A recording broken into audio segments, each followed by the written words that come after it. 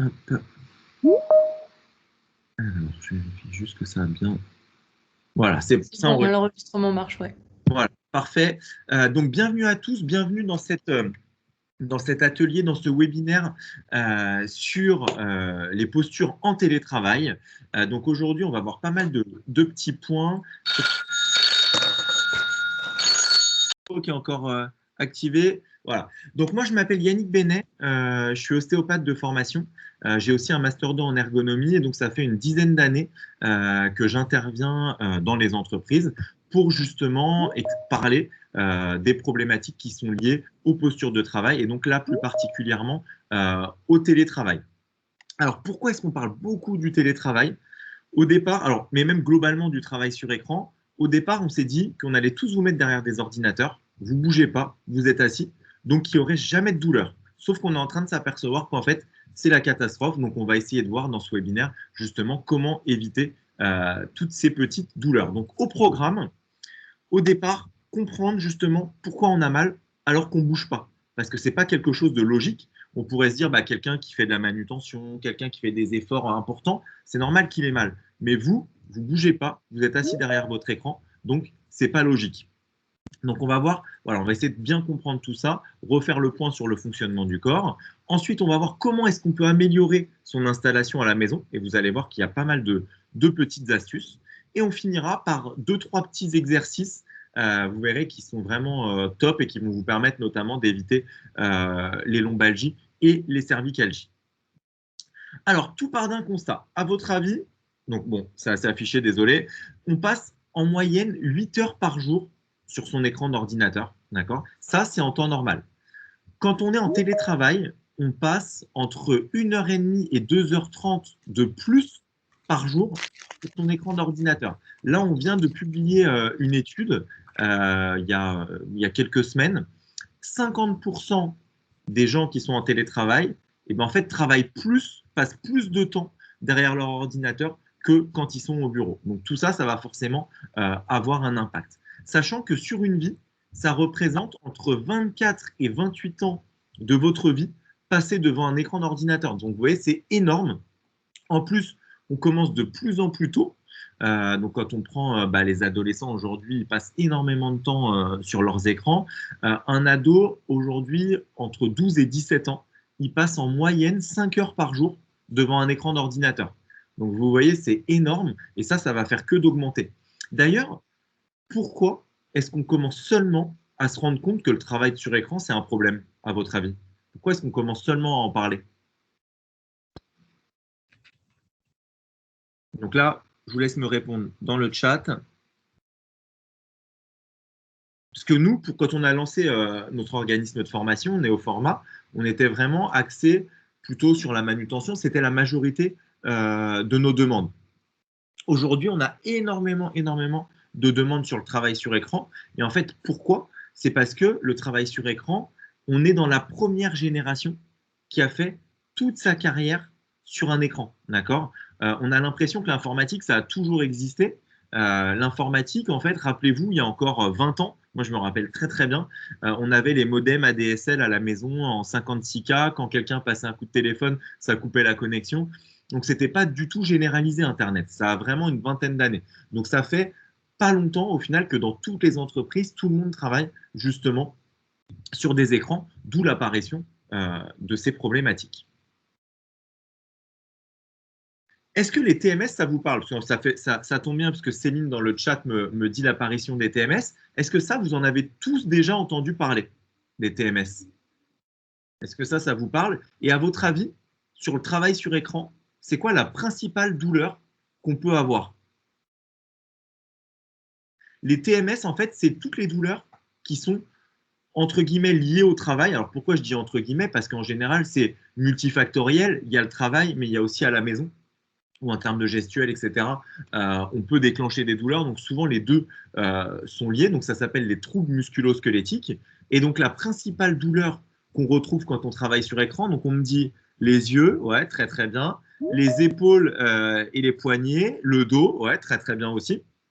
En fait, la principale douleur qui revient, c'est les cervicalgies. Donc, on me l'a dit, Fatima qui me l'a dit, cervicalgie aujourd'hui, c'est vraiment par rapport au télétravail et même au travail sur écran de manière générale, ce qu'on va le plus retrouver. On retrouve aussi d'autres problématiques, donc en plus des cervicalgies, tout ce qui va être dorsalgie, donc c'est les douleurs au milieu du dos, les douleurs en bas du dos, qui sont souvent liées à l'assise. Donc on va voir que ces trois douleurs-là, je vais vous donner pas mal de petites astuces pour qu'on puisse justement les prévenir.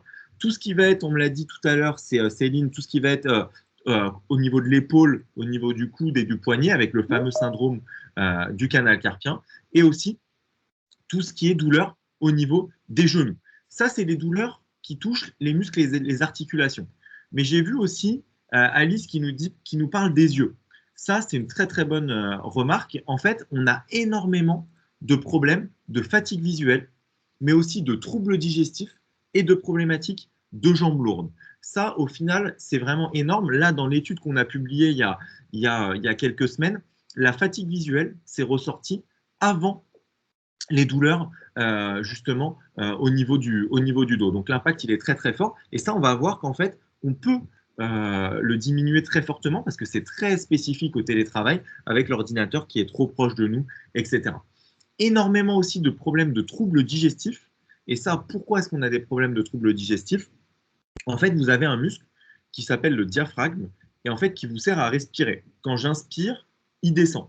Et quand il descend, en fait, il va brasser le système digestif et donc il va nous permettre de digérer. C'est pour ça qu'on vous dit toujours, après avoir mangé, qu'est-ce qu'il faut faire? Il faut marcher pendant 5-10 minutes pour que votre diaphragme il puisse fonctionner. Vous allez faire un petit test, vous penchez un petit peu en avant et prendre une grande inspiration. Ben, vous allez voir en fait que vous êtes bloqué au niveau de la respiration, donc en fait ça va moins bien brasser votre système digestif et vous risquez d'avoir constipation, ballonnement. Donc vous penserez à moi la prochaine fois que vous êtes constipé, on essaye de prendre des grandes inspirations et en fait ça va brasser complètement votre système digestif et vous verrez, ça va super bien fonctionner. On est sur la slide la plus importante, c'est celle où il faut écouter, arrêter tout, ceux qui sont en train de se faire à manger, ceux qui sont en train... On arrête tout, on écoute bien celle-là, c'est vraiment la plus importante. Pourquoi est-ce que j'ai mal alors que je ne bouge pas?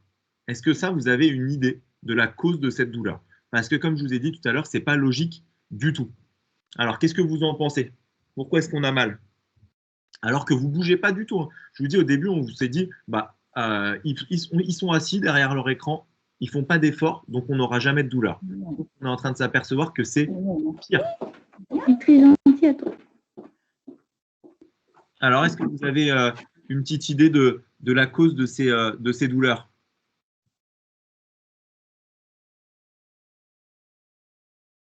Non, pas d'idée?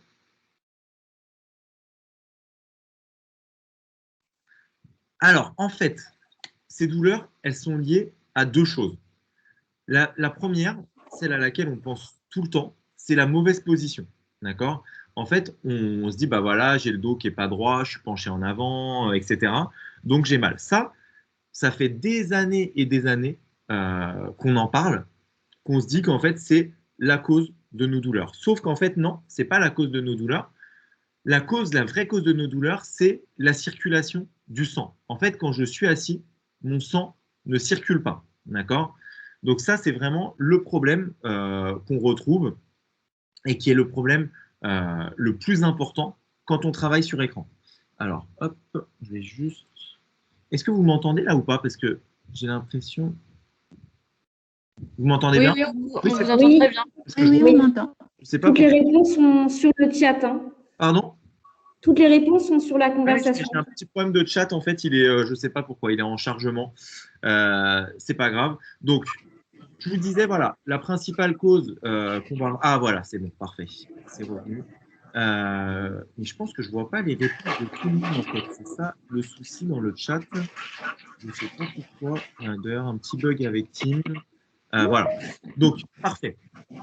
Donc, la principale... Le fait... Alors, on a un micro d'activer en même temps. Vous pouvez me le couper. Je le coupe en même temps. Voilà.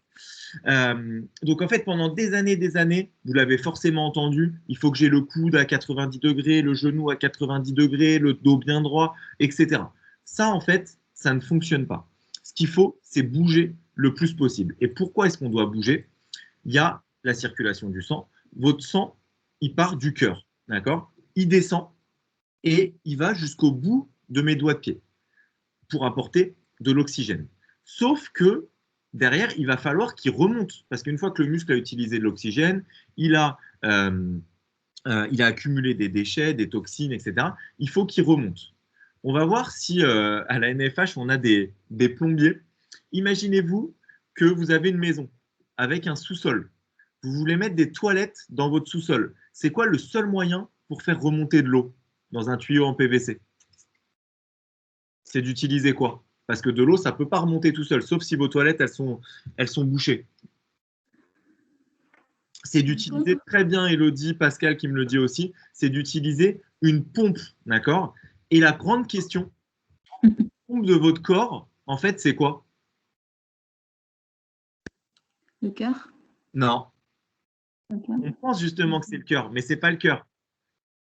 Mais tout le monde pense toujours que c'est le cœur. Hein. Alors, est-ce que vous avez une idée sur la pompe du corps? En fait, c'est les muscles du pied et du mollet, quand vous marchez, qui se contractent et qui rééjectent le sang vers le haut. Sauf que quand vous êtes tout le temps assis, qu'est-ce qui se passe? En fait, vos muscles du pied et du mollet, malheureusement, ils ne travaillent pas. Donc, le sang, il reste en bas. Donc, vous vous retrouvez avec les jambes lourdes, ça peut aller jusqu'à des varices, etc. Et donc, vous vous retrouvez avec un sang qui est moins bien oxygéné et qui a accumulé des déchets. Et comme vos muscles ils sont dans une mauvaise position, et en fait, ils vont déclencher du coup la douleur. Donc, la cause, c'est la circulation du sang, mauvaise circulation du sang, et le facteur déclenchant, c'est la mauvaise posture. Donc, aujourd'hui, et ça, il faut le retenir, toute l'ergonomie, elle est basée sur le mouvement. Il faut bouger le plus possible. Donc, et le problème en télétravail, qu'est-ce que vous nous faites? Vous restez des heures et des heures sans vous lever, en restant assis complètement. Donc, vous commencez le matin à 8h30, 9h, 9h30, et vous restez jusqu'au midi, jusqu'à l'heure de manger. Vous mangez aussi en position assise. Donc, c'est vraiment une catastrophe. D'accord? Donc, il faut bouger le plus possible. Il y a deux campagnes qui illustrent très, très bien ce phénomène de sédentarité. Le premier, c'est Emma. Pour ceux qui sont pas mal sur LinkedIn, etc.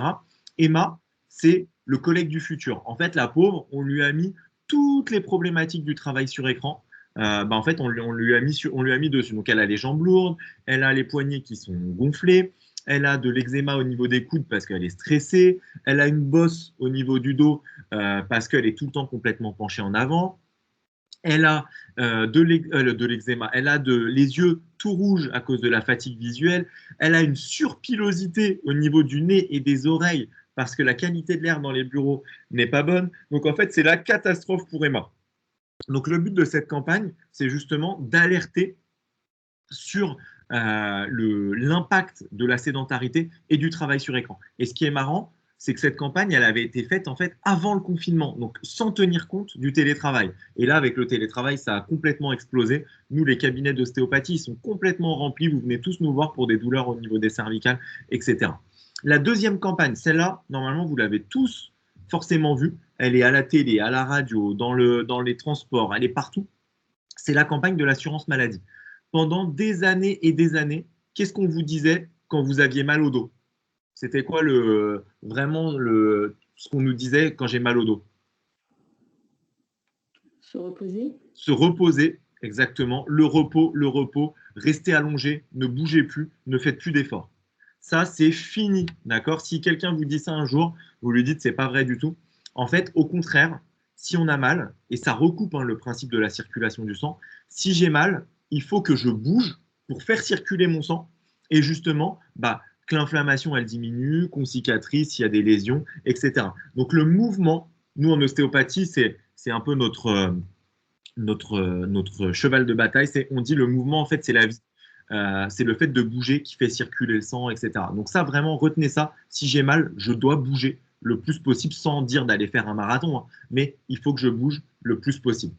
Alors ça, on va passer parce qu'on le revoit juste après. On va passer maintenant à l'installation. Alors, est-ce que vous êtes bien installé? Est-ce que vous avez des petites astuces? Comment ça se passe en ce moment chez vous? Ou au bureau d'ailleurs, parce que c'est les deux. Est-ce que vous pensez être bien installé? Parce que là, je vais vous montrer plein de petites astuces, vous allez voir, qui sont top et qui fonctionnent très, très bien pour votre position. Donc déjà, en télétravail, ce qui va être très important, c'est de se définir à la fois un espace de travail, mais bon, ça, vous allez voir qu'en fait, on peut bouger quand même, et c'est même recommandé, mais surtout de se définir des rythmes de travail. Là, vous l'avez forcément tous vu, si on prend tous les gens qui sont dans le groupe, on se couche à n'importe quelle heure parce que on va regarder une série Netflix et on veut voir le dernier épisode. On mange à n'importe quelle heure. Vous avez tous mangé forcément une fois à 15h, 16h, voire ne pas manger. On se lève à des horaires qui sont différentes. Encore que là, je trouve franchement que ça va quand même mieux. Mais tout le premier confinement, ça a été une catastrophe. On reçoit des mails à 4h du matin, 3h du matin, 5h du matin. Il n'y a plus du tout de rythme. Donc ça, il faut essayer. Et c'est vraiment important de se fixer des rythmes de travail, des agendas, bien des journées définies et d'éviter de reprendre son ordinateur trop tard le soir devant la télé. Ça fatigue notamment la fatigue visuelle. Comment est-ce qu'on s'installe? Alors, à votre avis, quelle est la bonne posture, quelle est la mauvaise posture sur cette image? Attention, si je vous demande, c'est qu'il y a peut-être une petite subtilité, hein, parce que tout le monde va me dire à droite, forcément.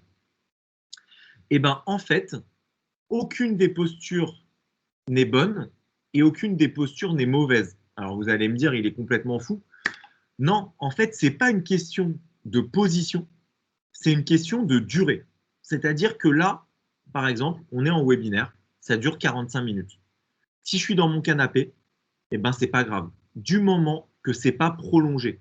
Par contre, si je vais travailler toute la journée dans mon canapé, dans la position de gauche, là, ça va être un problème. Mais pareil, la position de droite, si je travaille 8 heures dans la position de droite, ça va être un problème. Le corps, il n'aime pas rester dans la mauvaise position. Ce qui est important et ce qu'il faut retenir aujourd'hui, s'il y a une chose à retenir, enfin deux choses à retenir. La première, c'est que la circulation du sang, c'est la cause de nos douleurs. Et donc, si on ne veut pas avoir mal, il faut alterner les positions. Et au final, c'est un des avantages en télétravail, c'est que vous avez la possibilité d'avoir différents espaces de travail. Ça peut être de temps en temps dans votre canapé, ça peut être aussi debout. Là, par exemple, on est sur l'heure du midi. Qu'est-ce qui vous empêche de poser votre ordinateur, d'être debout et de préparer à manger, par exemple? Rien, parce que vous n'avez pas d'action à faire sur votre ordinateur. Donc, l'avantage du télétravail, et profitez-en, c'est de pouvoir alterner vos positions, de pouvoir vous lever quand vous êtes en visio, de marcher, d'aller boire un verre d'eau, de faire quelques petits exercices. On peut bouger, donc essayez de le faire le plus possible. Parce que je vous le disais, là, avec le télétravail, le problème, c'est que vous restez toujours assis en webinaire, à travailler sur vos ordinateurs. Vous faites beaucoup moins de sport à cause du couvre-feu. Donc, en fait, on se retrouve avec pas mal de douleurs. Donc, on alterne au maximum les positions. Le siège. Alors là, le siège, c'est un des gros problèmes quand même du télétravail. Et même d'ailleurs au bureau, parce qu'au bureau, vous réglez mal votre siège. Donc, je vais vous donner aussi un petit conseil pour le bureau.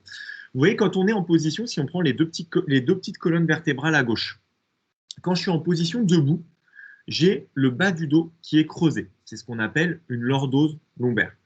Quand je suis en position assise, j'ai ce qu'on appelle une inversion de courbure. Donc le bas du dos, au lieu d'être creusé, il est bombé. Donc j'ai toute la pression qui est sur mes disques. Et en fait, quand je suis en position comme le premier bonhomme, c'est comme si sur mes disques, j'avais la même pression que si j'étais en train de porter pendant 7-8 heures une charge de la mauvaise des façons. Donc le but, ça va être d'essayer de conserver cette lordose. Donc là, il y a plusieurs façons de faire. Quand on n'a pas de siège réglable, ce qui est le cas pour la majorité des personnes en télétravail, vous avez trois possibilités. La première possibilité, c'est d'utiliser ce qu'on appelle un support dorsal. Donc c'est un petit support qui va se mettre en bas du dos et qui permet justement de conserver cette courbure au niveau des dorsales, au niveau des lombaires, pardon. Ensuite, on peut utiliser une petite solution maison, tout simplement de mettre un petit coussin ou une petite serviette roulée en bas du dos, donc vraiment dans le creux que vous avez, pour conserver, encore une fois, cette lordose au niveau des lombaires. Donc ça, c'est vraiment hyper important. Mais attention, ce n'est pas la solution miracle. Si vous travaillez toute la journée avec votre petit coussin en bas du dos, sans vous lever, forcément, il y aura des douleurs. Donc là, maximum, moi, ce que je vous recommande, et ça, c'est une habitude à prendre, hein. Au début, c'est un petit peu difficile, mais il faut prendre cette habitude. On doit se lever au moins une fois par heure. Ça, vous devez respecter ça si vous voulez éviter les douleurs au niveau des lombaires. Pour ceux qui sont au bureau, il y a un point important sur le réglage de vos sièges. En fait, votre siège, ce que vous me faites, c'est que vous le mettez toujours le dossier bloqué en vous disant il faut que j'ai le dos bien droit. En fait, ça, c'est complètement faux. Il faut que le dossier il soit au contraire débloqué, d'accord? Donc en fait, sauf que quand vous le débloquez, vous partez complètement en arrière. Donc le dossier il doit être débloqué et vous devez régler la tension. Donc la tension, il y a deux possibilités. Soit c'est une grosse manette qui est sous le siège qu'il faut tourner, soit c'est une petite manivelle qui est sur la droite du siège et que vous tournez. En fait, votre dossier, il doit être donc débloqué, mais vous devez, vous voyez comme moi dans la webcam, pouvoir en fait vous balancer, mais en étant quand même maintenu. Ça, c'est très, très, très important. Il faut que vous soyez maintenu. Ça va vous permettre, en fait, pendant la journée, de bouger en permanence. Sauf que quand on passe dans vos bureaux, on s'aperçoit que 95% des dossiers, ils sont bloqués. Donc ça, je compte sur vous. C'est vraiment le réglage le plus important du siège, c'est d'avoir le dossier qui est débloqué pour pouvoir bouger tout au cours de la journée, tout au long de la journée. Donc ça, très important. Autre réglage important quand on a un siège réglable, c'est de mettre en fait le siège à la bonne hauteur. Donc pour mettre le siège à la bonne hauteur, donc là pour le coup on va utiliser les angles, il faut mettre en fait les coudes à 90 degrés. Ça nous permet juste de savoir justement si mon siège il est à la bonne hauteur. S'il est trop bas, vous allez lever les épaules. S'il est trop haut, vous allez devoir baisser les épaules et donc ça va entraîner une compression, enfin une tension pardon, au niveau de vos trapèzes. Donc ça c'est pour la partie siège. Ce qui peut être aussi bien, parce que ça on me pose toujours la question donc j'anticipe, est-ce qu'on peut travailler sur un tabouret ou par exemple sur un ballon de yoga? Oui, c'est possible, mais encore une fois, sur une durée qui va être courte, maximum 45 minutes, 1 heure. Pourquoi est-ce que c'est bien? Parce que vous allez rester gainé, d'accord? Donc ça, c'est très bien. Par contre, rester gainé toute la journée, malheureusement, ça ne va pas être bon. Donc au bout d'un moment, vous allez tomber un petit peu vers l'avant et donc vous allez avoir des douleurs au niveau des lombaires. Donc ça, c'est quelque chose qui peut être très bien. Faites très attention, par contre, au ballon de yoga, parce qu'on voit de plus en plus d'accidents dans les entreprises par rapport à ça. Si vous utilisez ça, il faut en prendre un en fait qui va être lesté à la base pour pas qu'il parte en arrière. Parce que ça nous arrive d'en voir en consultation des gens qui ont le ballon, ils se sont levés, le ballon en fait il est parti et il s'assoit, mais il s'assoit par terre. Du coup, petite luxation au niveau du coccyx. Et quand on va chez l'ostéopathe pour une luxation du coccyx, c'est jamais très agréable. On va passer maintenant à l'écran, puisque l'écran, je vous ai dit tout à l'heure, au final, les cervicalgies, c'est la principale cause des douleurs qu'on a en télétravail. Et ça, c'est lié vraiment à l'écran. Et d'ailleurs, la fatigue visuelle aussi, c'est lié à la position de l'écran. L'écran, donc vous êtes dans la position de gauche. Imaginez-vous que quand vous êtes dans la position de gauche, c'est comme si votre tête, elle pesait 40 kg, alors qu'une tête dans la position de droite, elle pèse 30 kg. Donc tout ça, ça va être la pression sur votre disque, sur vos disques au niveau des vertèbres cervicales, et donc qui va vous donner les douleurs. Et typiquement, c'est la petite douleur qu'on a au niveau de la bosse et au niveau des trapèzes. En télétravail, il y a deux accessoires qui sont indispensables. Clavier et souris déportée. Ça doit être la base en télétravail. Pourquoi? Ça va vous permettre deux choses. La première chose, ça va vous permettre d'éloigner votre écran. L'écran, vous allez regarder là sur vos écrans, il doit être à une distance d'une longueur de bras. S'il est plus proche, ça veut dire qu'en fait, vous allez forcer sur vos yeux, d'accord? Parce qu'au niveau des yeux, vous avez des muscles qui servent à regarder de près et ces muscles, ils vont beaucoup plus travailler. Donc, vous allez forcer dessus. Autre point, ça va vous permettre de surélever votre écran. Et là aussi, vous allez regarder, mais normalement, le haut de l'écran doit être à la hauteur des yeux. Est-ce que c'est le cas pour tout le monde? Haut de l'écran à la hauteur des yeux. Attention, il y a quand même un petit piège. C'est pour ceux qui ont des verres progressifs. Les verres progressifs, donc c'est les lunettes où la vision de près, elle est en bas du verre. Hop. Donc la vision de près. Là, votre écran doit être en position basse. D'accord? Pourquoi? Parce que si vous le mettez trop haut, vous allez lever la tête en permanence. Et ça, on le voit systématiquement quand on passe dans les entreprises. ça part toujours d'une bonne intention, mais en fait, tout le monde dit toujours mettez le haut de l'écran à la hauteur des yeux. Donc, tout le monde le fait. Et ben, 15 jours après, il y en a plein qui ont mal au niveau des cervicales et qui ont des maux de tête parce qu'en fait, ils travaillent la tête en arrière. Donc, si j'ai pas de verre progressif, le haut de l'écran à la hauteur des yeux. Si j'ai des verres progressifs, on met l'écran en position basse pour justement pas avoir besoin de lever la tête. Et là, vous voyez, même sur l'image de gauche, il y a une petite erreur parce que même quand on a des verres progressifs, clavier et souris déportés pour justement éloigner un petit peu son écran. Vraiment, tous ceux qui ressentent des maux de tête le soir, les yeux fatigués, etc., ça, c'est de la fatigue visuelle. Et donc, il faut éloigner un petit peu plus son écran pour justement moins forcer sur ses muscles de la vision de près. Ok, donc ça, je compte sur vous. Si tout le monde le faisait, ça, et ben en fait, nous, on aurait beaucoup moins de patients qui viennent justement pour des douleurs au niveau des cervicales. Et donc, vous serez beaucoup mieux. Donc, c'est bien. Il y en a qui sont pas mal pour l'instant. Donc, c'est top. Et il y en a, par contre, où il y a des petites améliorations à faire. Mais c'est très bien, justement, parce que maintenant, vous allez pouvoir les faire. Le clavier et la souris, donc je vous disais en télétravail, c'est indispensable, mais faites quand même attention à pas trop les mettre loin de vous.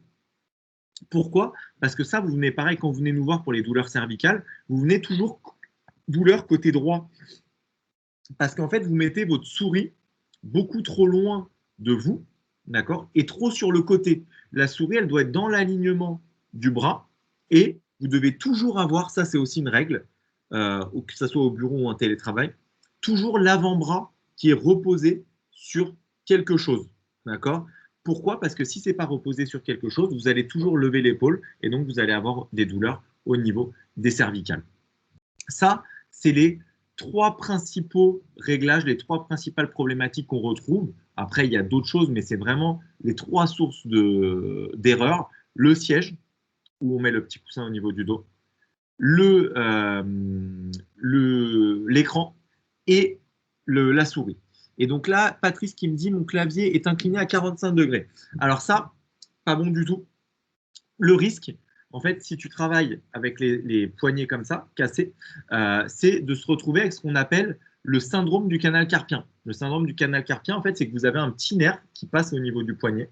Et ça, on le voit quand même très souvent. C'est qu'en fait, vous vous dites que ça part d'une bonne intention, hein, parce que vous surélevez l'écran. Donc, soit vous travaillez les bras en l'air, soit les poignets cassés. C'est pour ça que le clavier déporté, il est indispensable. Et même au bureau, vous regarderez vos claviers. Dans l'idéal, c'est d'enlever les pattes pour le surélever, pour éviter justement d'avoir les poignets cassés. D'accord? On doit rester vraiment dans l'alignement pour éviter la compression. Ça, c'est hyper désagréable, hein. Compression au niveau du canal carpien, c'est quelque chose qui est vraiment pas agréable. Donc, vous voyez, en fait, voilà, c'est le principe de casser les poignets et ce petit nerf là qui est pincé et qui vous donne des picotements dans les doigts. Et c'est vraiment, on peut même plus tenir un stylo, etc. C'est vraiment pas agréable du tout. Rapidement sur les documents, parce qu'en télétravail, normalement, on n'est pas censé en avoir beaucoup, mais ça, c'est valable aussi au bureau, d'éviter de mettre tous les documents sur le côté. En fait, vos documents, normalement, ils doivent être entre l'écran et le clavier, d'accord? Pour éviter les mouvements superflus au niveau des cervicales. Donc ça, tous ceux qui font beaucoup de saisies à la compta, tous les métiers comme ça où il y a beaucoup de documents, faites attention à ne pas mettre vos documents sur le côté parce que ça peut être une source justement de cervicalgie. On arrive sur un grand problème, je vous ai dit tout à l'heure, fatigue visuelle et l'éclairage. À la maison, le problème qu'on a, c'est qu'on est aujourd'hui, il faut qu'on ait une ambiance tamisée, il faut que ça soit cosy, sympa. Mais du coup, c'est des éclairages qui ne sont pas suffisants. Et du coup, ce qui se passe, c'est que vous forcez sur vos yeux. En fait, en gros, on doit avoir un éclairage adapté pour ne pas forcer sur les yeux. D'accord? Pourquoi? Là, ce que vous faites comme mauvais réflexe, c'est que quand on est dans un environnement sombre, et tous ceux qui travaillent le soir, par exemple, qui reprennent leur écran devant leur télé, etc., qu'est-ce qu'on fait quand on est dans un environnement sombre? On augmente la luminosité de l'écran. Et donc là, on décharge au niveau des yeux, décharge de lumière bleue, et donc sur le long terme, fatigue visuelle et une diminution de la vision.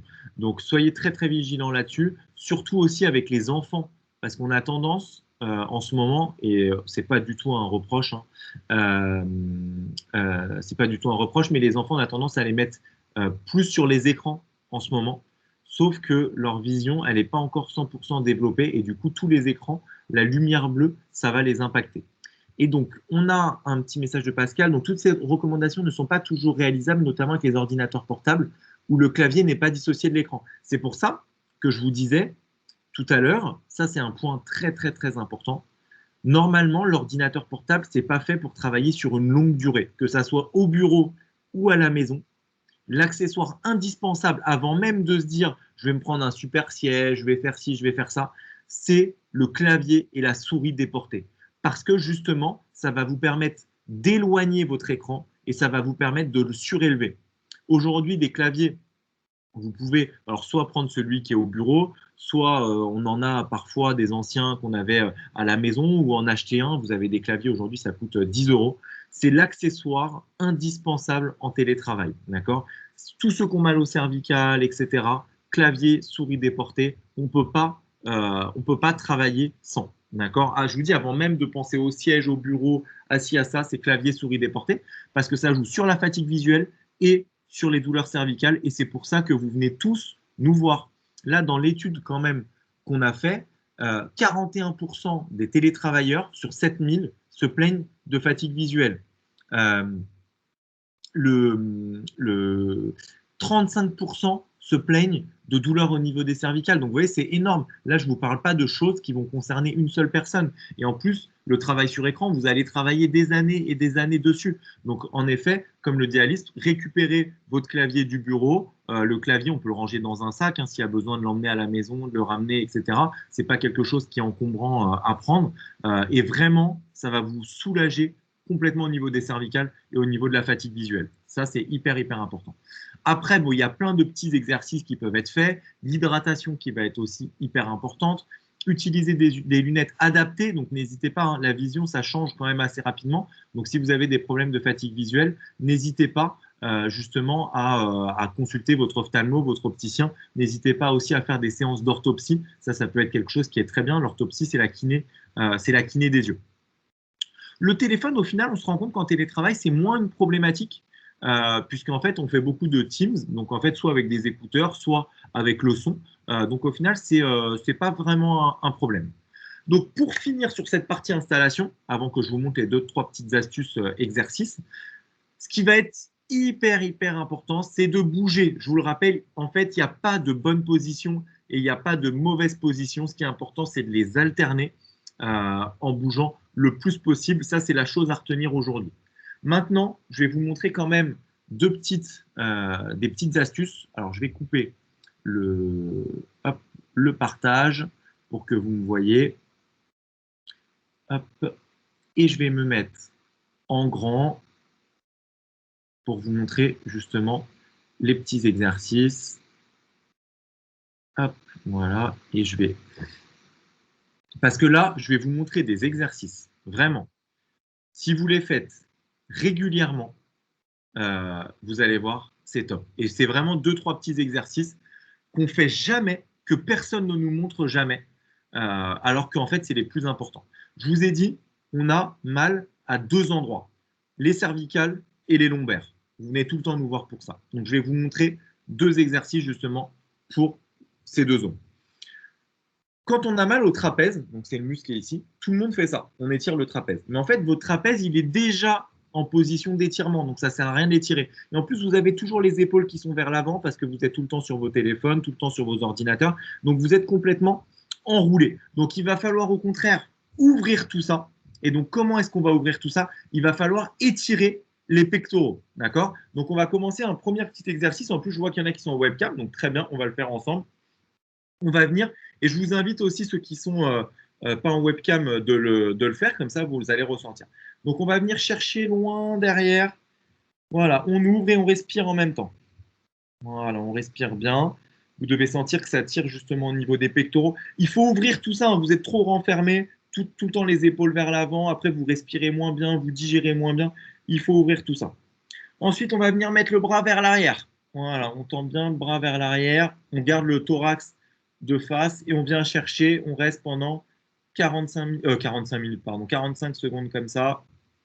Est-ce que les autres, vous m'entendez bien? Parce qu'on me dit que c'est haché. Bon, ça va alors. Dans tous les cas, c'est enregistré, donc il y aura un petit replay s'il y avait des choses que vous n'avez pas entendues. On fait pareil de l'autre côté. Il y en a un dernier que je ne vais pas pouvoir vous montrer parce qu'en fait, il faut être dans une pièce avec un angle, mais qui est vraiment top. En fait, le principe, donc ça, vous le ferez, vous testerez après. Vous vous mettez dans un angle de pièce, d'accord? Une main sur chaque mur. Et en fait, vous vous laissez tomber vers l'avant, comme si vous faisiez une pompe. Et en fait, ça va étirer les deux pectoraux en même temps. Ça, ceux qui ont des cervicalgies, essayez de le faire donc pendant 40 secondes, une minute, tous les jours pendant une semaine, 10 jours. Et vous me direz si ça a amélioré. Ça va complètement réouvrir votre thorax. Et je vous disais, vous allez mieux digérer, mieux respirer, votre sang il va être mieux oxygéné. Ça va être le top du top. Dernière chose pour les lombaires maintenant. À votre avis, c'est quoi? Bon, là, c'est vraiment parce que vous êtes un groupe, c'est parce que vous êtes un groupe sympa que je vous le dis. Parce que normalement, je ne le dis pas. Parce que si vous le faites régulièrement, vous n'allez plus venir nous voir en consultation. D'accord? Et les temps sont durs en ce moment. Donc, ne le dites pas non plus à tout le monde. C'est vraiment que pour le groupe. On va étirer le muscle le plus important du corps, le psoas. Est-ce que vous avez déjà entendu parler de ce muscle? Tous les gens qui ont mal en bas du dos, c'est le psoas. C'est un muscle en fait qui s'attache. Hop. Alors hop, mince, j'ai disparu avec le. Il faut que je m'avance un peu. Alors je vais couper le pour que vous me voyez bien parce que quand j'avance en fait ça enlève le filtre. Alors je vais enlever le filtre comme ça vous allez voir. Parce que le psoas, vraiment, je vous dis, ceux qui ont mal au niveau des lombaires, vous me le faites pendant 15 jours, vous allez voir la différence. Ça fonctionne super bien. Donc, le psoas, en fait, c'est un muscle qui est ici, qui est dans l'aine, d'accord, qui s'attache sur toutes vos vertèbres lombaires, sur le bassin et sur la hanche. Et en fait, il sert à lever la jambe. Donc, tous ceux que je vois maintenant, parce que là, il n'y aura plus d'excuses, qui vont faire un footing et que je vous vois au stade en train de me faire ça, ça va chauffer pour vous. Maintenant, c'est le psoas que vous devez me faire systématiquement.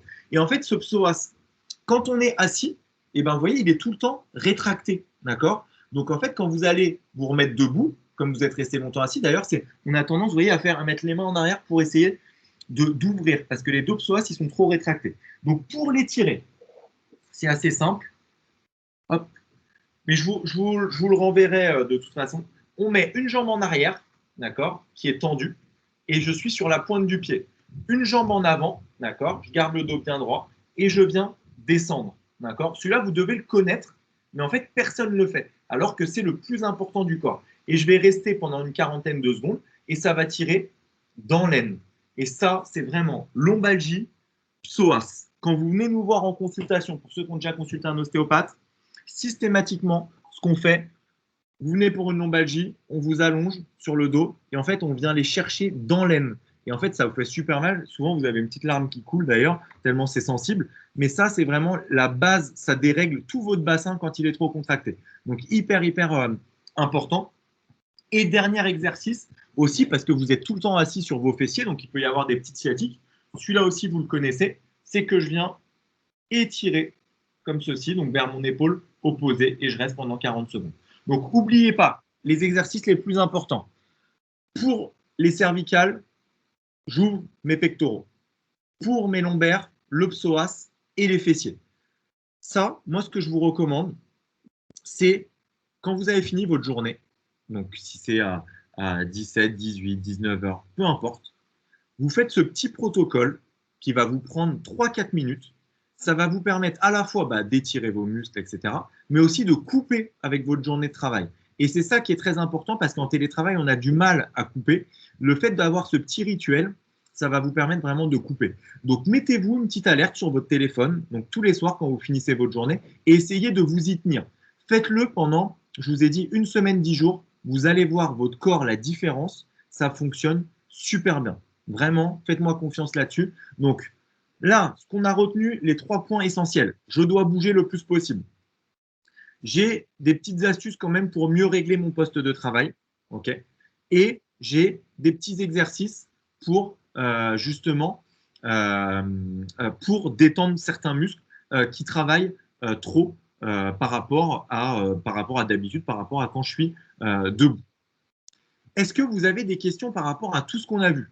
Donc, il y a eu beaucoup d'infos. Je sais, c'est assez dense, assez intense. Mais j'ai essayé de vous donner vraiment les infos clés, surtout des choses qui soient applicables. Parce que si je vous avais dit votre petit doigt, il faut qu'il soit à 27 degrés et votre tête à 37 degrés, en fait, ce n'est pas des choses qui sont applicables. Donc là, c'est vraiment des choses que vous pouvez appliquer dès aujourd'hui, des exercices que vous pouvez faire dès ce soir, même dès ce midi, et vous verrez qui fonctionnent très très bien. Et il faut bouger le plus possible. OK pour tout le monde? Est-ce que du coup, il y a des petites questions qui sont arrivées entre-temps ou pas? Ou non? Bon, normalement, j'essaie d'être le plus clair possible. Après, de toute façon, si vraiment voilà, il y a quelque chose où vous avez une problématique ou quoi, n'hésitez pas. Je vous invite aussi, on a sur LinkedIn, on publie énormément sur la page de Néoformat, je vous le remets. On publie énormément de conseils, d'infographies sur YouTube aussi, d'ailleurs, des vidéos avec des étirements, du réveil musculaire. On parle de votre installation. Donc, si vous avez besoin de plus de choses, bah, n'hésitez pas voilà, à aller sur cette page. On publie vraiment quasiment tous les jours des nouvelles choses pour essayer de vous accompagner parce qu'on sait que c'est dur. Donc, on essaie de vous accompagner du mieux possible dans cette période compliquée. Mais en tout cas, merci à tous. Bon appétit du coup pour ceux qui vont manger et bonne journée tout le monde. Merci. Au revoir tout le monde. Au revoir. Merci, au revoir. Merci, au revoir. Au revoir. Merci, au revoir.